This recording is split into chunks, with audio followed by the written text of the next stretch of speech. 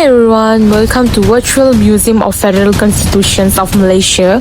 Today we will explore the foundation of nation's law, governance and rights. And hi, I'm Harini here. And I'm Tarifa here. And the Federal Constitution of Malaysia is the highest law in the country. It guides how our government operates and defines the key role in the institution, protects every rights in every individual, and also a supreme law constitution cannot be changed easily, ensuring stability and consistency in our country. Among it, many feature. Two are especially, which is first, the federal system. Malaysia practices a federal form of government, meaning powers are constitutionally divided between the federal and also the state government. This division maintains a balance between national unity and also state autonomy. Each level of government has clearly defined legislative, executive, and also the financial responsibilities. And second, guaranteed fundamental liberties. The Constitution safeguards essential freedoms such as life, liberty, equality, freedom of speech, religion, and property rights. These rights protect individuals against arbitrary state action and uphold justice, democracy, and the rule of law. Together, these form a cornerstone of Malaysia, the governance maintaining the balance of power and protecting the citizens' rights. So now let's begin our journey and explore the principles and provisions that make Malaysian Constitution remarkable. Welcome to Exhibit 2, the principle and provision of basic features of federal constitutions. Here we explore Malaysia's federal system and how it distributes powers between the federal and state governments. Let's begin with the Association of States. Malaysia was formed by voluntary union of states, including Kedah, Selangor, Sabah, and also Sarawak. Each state retains its identity and some autonomous spaces. This leads dual government structure, which is where people are governed two levels of government. Federal government handles national matters. State governments manage state level matters. Each has its own legislative bodies, Parliament for federal, State Assembly for state, and Executive Federal Cabinet, State Executive Council. At the heart of the system of the constitutional division powers, which is written and protected in the Constitution, these are the distribution, which we have three, which is the federal list, 1, the state list, 2, and the concurrent list, 3. The supremacy of the Constitution ensures that the government exceeds its powers with court conducting judicial review.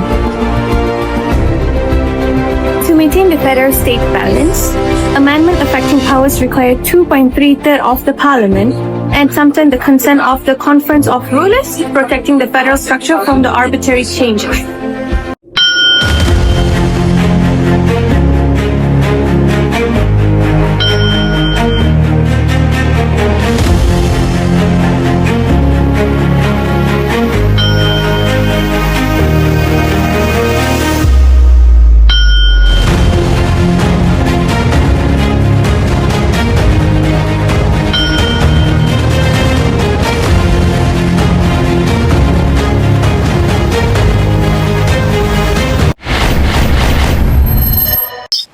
Welcome to Exhibit 3, Guaranteed Fundamental Liberties. Here we will explore how the Federal Constitution protects essential freedom that safeguard every citizen against arbitrary government action. At the core, these liberties are protected by the supremacy of Constitution. Laws inconsistent with the Constitution are void. Most rights are qualified, limited by law for security, public order or morality, but due to the process must be respected. Equality before the law is also a fundamental precept. This also includes to all individuals without any discrimination. This also includes in Malay, Sabah Sarawak native, women, children, and also people with disabilities. So now let's look at some specific rights and their provision.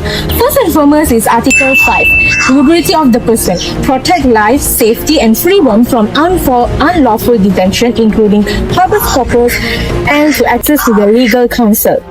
Next is Article 6 and 7, slavery and retrospective criminal laws. Prohibit slavery and forced labor with limited exceptions and ensure no punishment for the acts that were not criminal when committed. Article 8, equality. Everyone is equal under the law. Then Article 9, freedom of movement. Citizens can move freely with restrictions, allow for security, public order, health, and Sabah Sarawak immigrations. Other key liberties include Article 10, freedom, speech, assembly, and also association. Citizens can speak freely, gather peaceful, and also form an association. Moving on is Article 11, freedom of religion. Citizens can practice or profess, propagate religion to subject regulation for public order or majority. Is Article 12, right in respect education. No discrimination based on religion, race, descent, or birthplace. Parental consent is required for religious instruction. Last but not least is Article 13 over here, which is right to property. Property cannot be taken except by law, with prompt, fair, and also adequate compensation. Court ensure these rights are enforced, maintaining fairness and constitutional compliance. In short, fundamental liberties balancing individuals' rights with the national interest. They form a cornerstone of Malaysia's democracy and also the legal system. Case law and legal authorities. Here we will explore how the law is applied in real life through landmark court cases. Now let's look at the example where division powers between federal and also the state government that was challenged. Next one. The last one. So now let's see how fundamental liberties have been enforced through the case. First case, then second case, and lastly,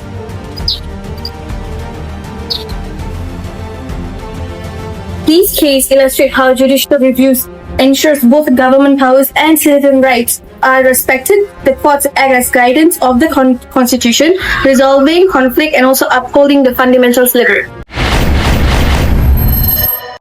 in conclusion, the Malaysian Federal Constitution established a federal system balancing federal and state powers while maintaining national unity.